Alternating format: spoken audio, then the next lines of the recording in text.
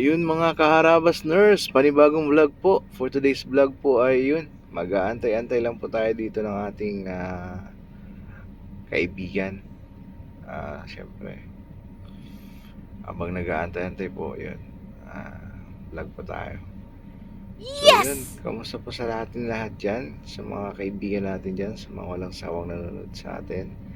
Salamat po sa panonood lagi at yun, kamusta kayo? Alam kong busy-busy na tayo sa mga buhay-buhay natin. Ayun,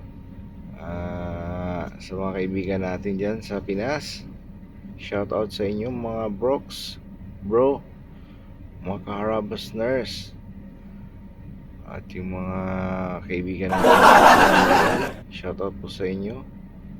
Sana okay lang kayo. Pasensya na kayo sa vlog natin na to. Simpleng update lang. Ayun, nandito tayo ngayon sa Dubai Atlantis. Bali, naghatid tayo ng ating kaibigan. So ngayon, naantay lang natin siya. So, ayun.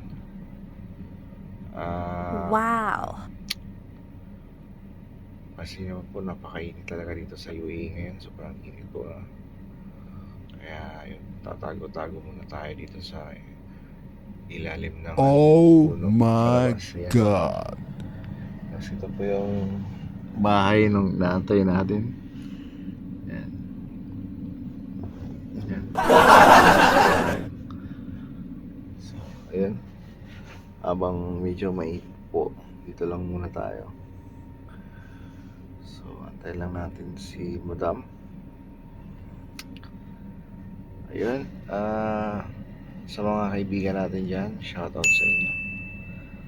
Sa walang sawang panonood sa mga vlog natin.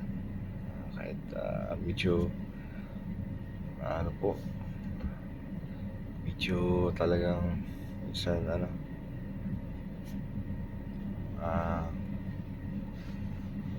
paulit-ulit na lang, pero thank you po sa panonood at walang sawang pagsuporta sa atin. Ayun, okay, sabihin natin na pwedeng i-vlog. Namiss na rin po natin yung mag-fishing, kaso sobrang sobrang init sa dagat ngayon mga karabas nurse. Hindi tayo makapag fishing ng matambaka. Sobrang init. Tapos sa hapon naman ganun pa din, sobrang init.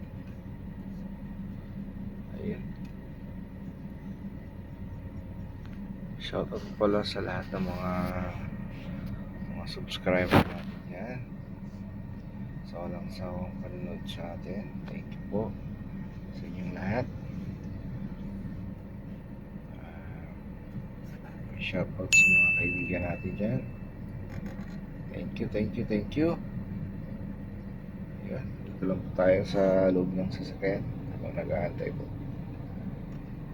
Sobrang init ngayon. Iwas po ng